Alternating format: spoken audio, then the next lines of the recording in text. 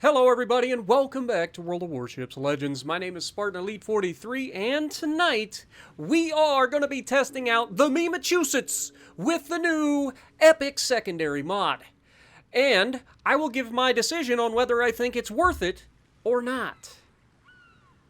Alright, so let's check out our build because it has changed a little bit for this, as you would expect. So first of all, we're running WILLIS Lee with Haruna and Franz von Hipper. My normal Massachusetts build is to run Justinian Lions instead of Hipper. The reason for that is because when you're healing, the Justinian Lion setting fires is pretty hilarious. However, if you're gonna go and put the Epic Secondary mod on this ship, I think you absolutely need the extra range on these secondaries. Otherwise, you're just never gonna make any real use of the secondary mod. So you have to go with the extra range. So build for range on your secondaries if you're going to use the secondary mod. Okay? Now we have not one for the nuisance. We have Porcupine.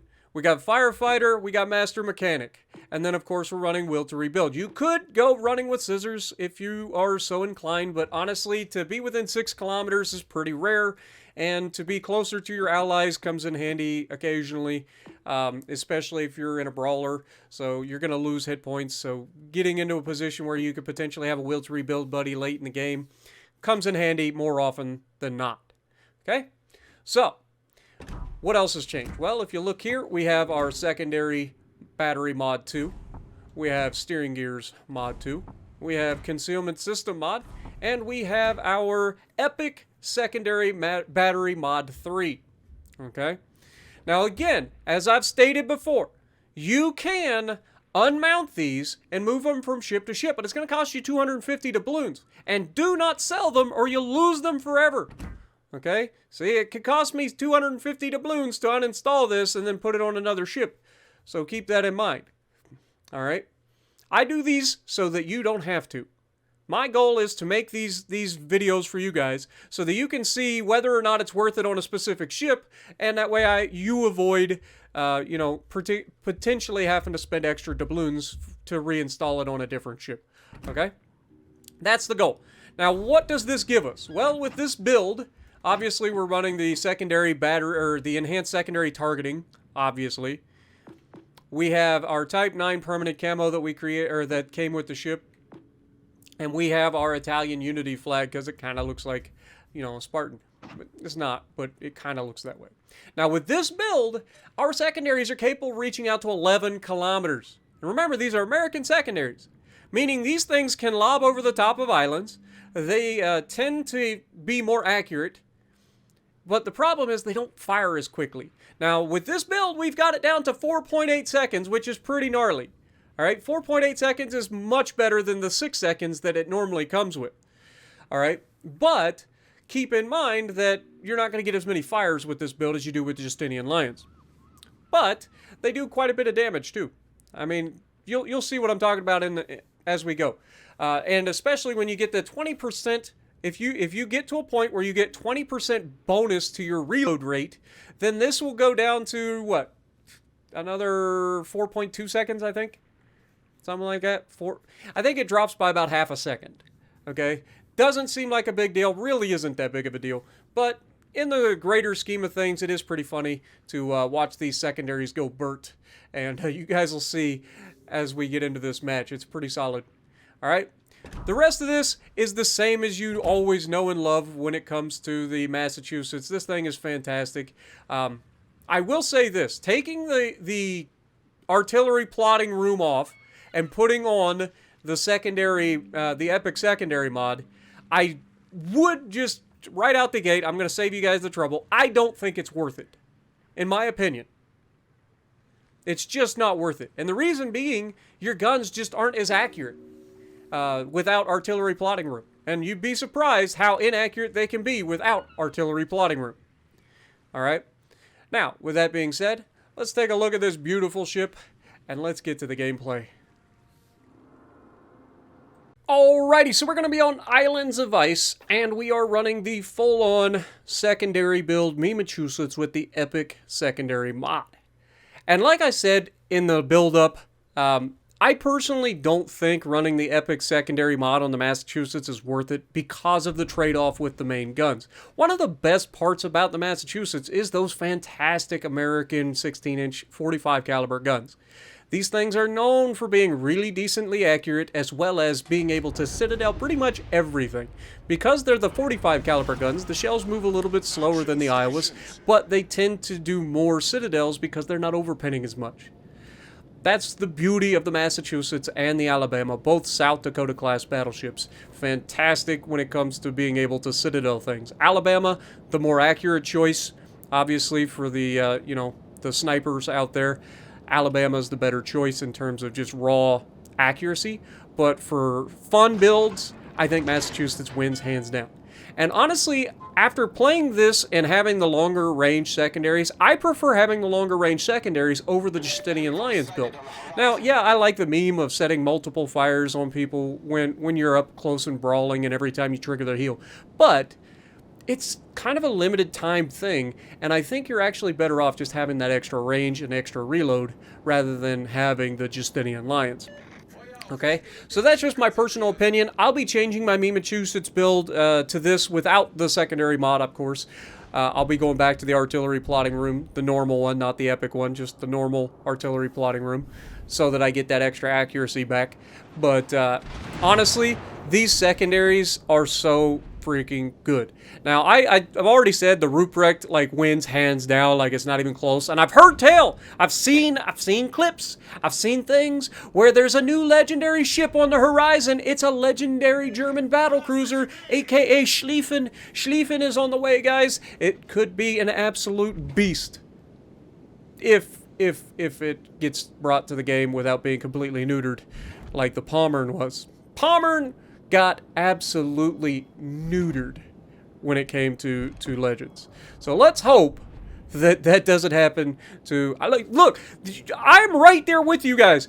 Believe it or not, I don't hate on the German ships just to hate on them. I like to play all the different classes, all the different nations. But I just do better in my American battleships, so that tends to be what I gravitate towards. But in this case, playing Ruprecht, especially with the secondary mod, oh my god, that thing is so much fun. Yeah, you do have, the tendency, it's kind of bang or bust. You either go out there and you have a ridiculous game, or you go out there and you get sent back to port really quickly. It's not really an in-between kind of ship. It's either a home run, or it's a strikeout.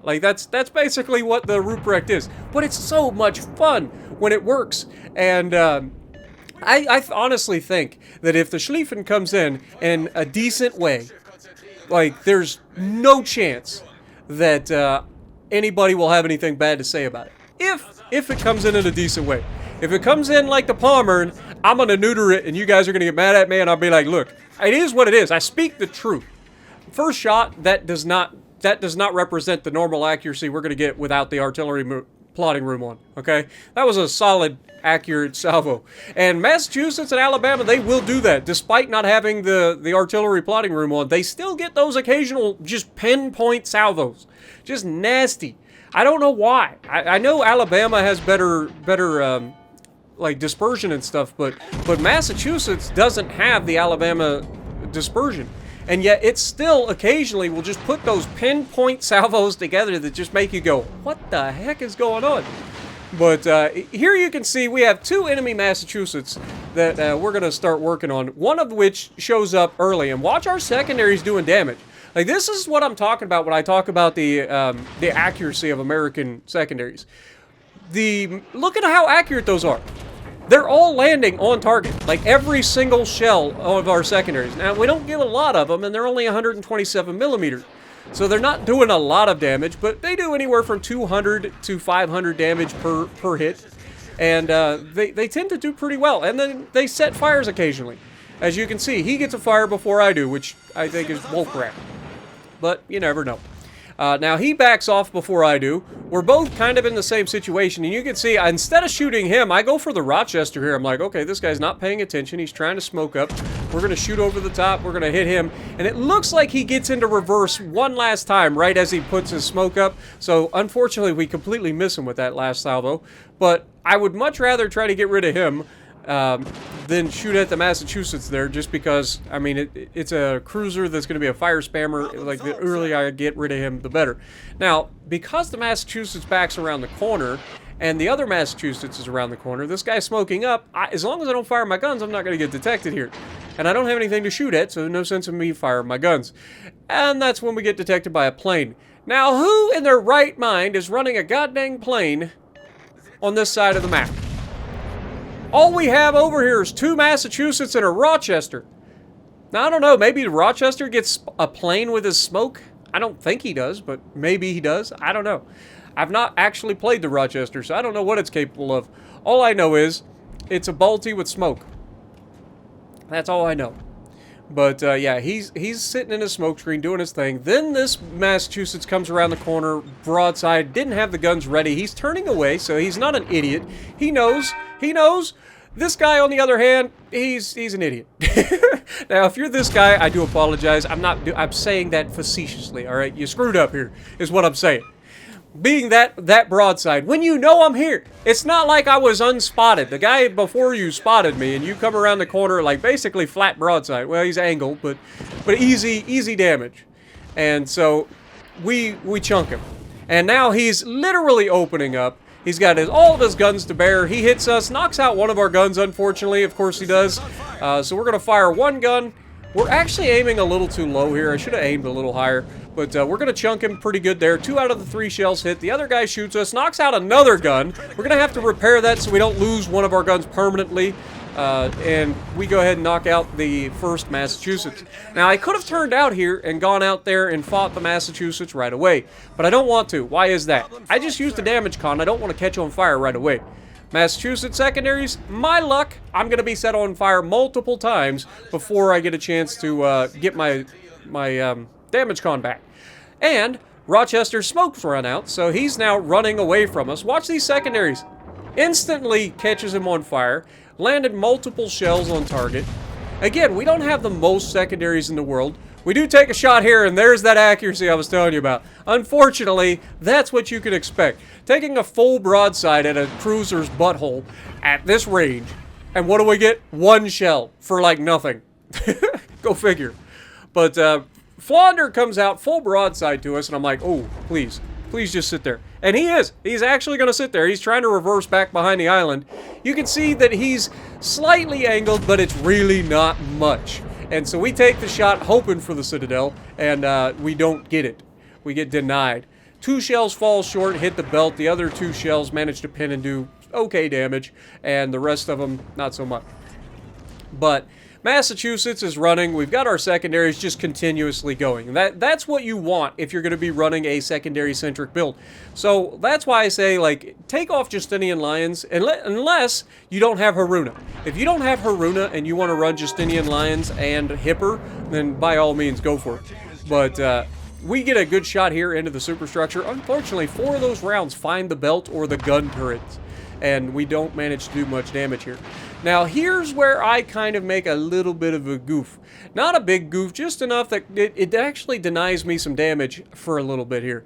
I'm expecting to have to go after the Flaunder here, and I'm expecting him to have decent amount of health when I do it.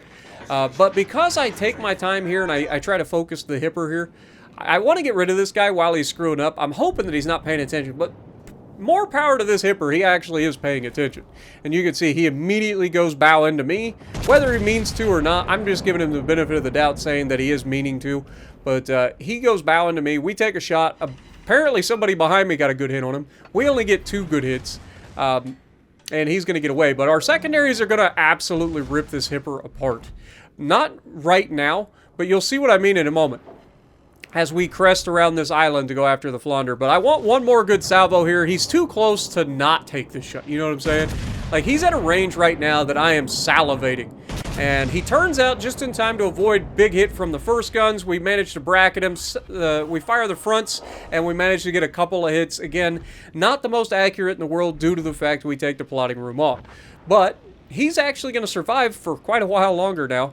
And somehow this Flaunder has managed to lose all of his hit points. I can only assume that somebody had a decent, like, crossfire on him. But, yeah, I don't know who hit this man, but he has lost all of his hit points. So we're now going to go around the corner on this guy. We're not afraid of a flaunder. I'm sorry, it's just not a thing. Like, the only thing I've got to be wary of here is as I come around the corner to make sure that I'm angled enough that I'm not giving up too much broadside. I've said it before, I'll say it again. If you want to get rid of an American battleship especially, but pretty much any battleship, but especially American battleships, if they're coming around an island like I'm about to, that bow side plating, you go through that just in front of the front gun, you're going to be citadeling the snot out of most American battleships at close range. Otherwise, like, an American battleship at close range can actually be kind of tricky to citadel at times because their citadel's pretty low, just below the waterline. But we get a good shot. His guns aren't even facing in the right direction. I don't know what this man is looking at. I really don't. Like, I have no clue. But that gives us plenty of time to make sure we're angled really well. We're keeping our turrets angled as much as we can. I don't want to lose my turrets. And you can see after he goes ahead and fires his guns into us, that gives us the ability to switch out, get our rear guns involved. Not the best salvo from the rear gun. We did hit all 3 shells, but I think we hit the turret and managed to only get like 1 overpen on the superstructure. But here we take the front guns, and again, we just get robbed on damage. Like, that should be a kill. But unfortunately, I think we once again hit the turret face, and we managed to do like no damage. He's healing something, but Mogami manages to finish him off. And we are actually just going to sit here angled to both the Bismarcks on my left, or off my bow, and the Hipper on my right. Hipper, for whatever reason, decides I'm not that big of a threat probably because I'm not shooting at him. But I am shooting at him. My secondaries are actually ripping this man apart. Watch the secondary hits stack up on this guy. Despite the fact that he's running away from me, he's not actually going to get to disengage. So we're able to use our main guns and focus the Bismarcks and use the secondaries to focus the guy at distance. And we don't have any more boosters. We've used all of them. We've managed to do a pretty decent amount of damage, and look at the secondaries just stacking up. Even though the guy's at like 10 kilometers at this point, we're still landing consistent hits on a kiting cruiser who's trying to dodge. I say as I managed to not hit him for a second here, but then immediately right back on target, and we hit the second Bismarck, and there's our high caliber, putting us up to 141,000 damage. We've got over 300 secondary hits in this game. We've done a pretty solid job of maintaining our flank, despite the guys in the division telling me to get back for like the first 3 minutes of the match. We've managed to do everything we needed to do to give our team the best possible chance of winning, keeping the pressure on the enemy, making sure that we win our flank. And as you can see, the secondary is still just landing over and over. Look at all the secondaries hit.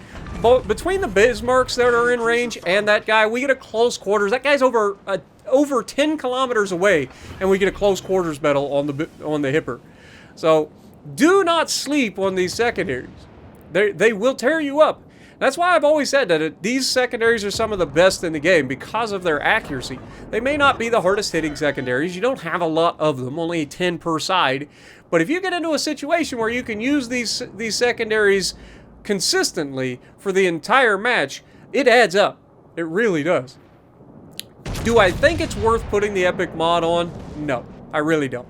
And you can see we are maxed out on our secondary hits. These secondaries are firing pretty quickly, and you can see, unfortunately, he goes down to the Hipper before we have a chance to really get a little bit more damage.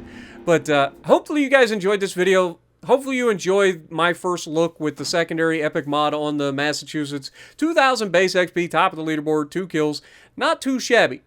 And it really does showcase that the Epic mod, while it is great, I think you have to put it on a ship that's going to have a lot of secondaries, and secondaries that are going to do a lot of damage in order for it to really be effective. So those German battle cruisers, in my opinion, are definitely the best one for that particular mod. And if you like what I'm doing, punch the like button, leave a comment below, subscribe to the channel if you haven't already, and as always, I will see you in the next video. We are continuing our path to 50,000 subscribers by the end of the year. So if you guys are new to the channel and you like what I'm doing, please punch that subscribe button. Helps a lot.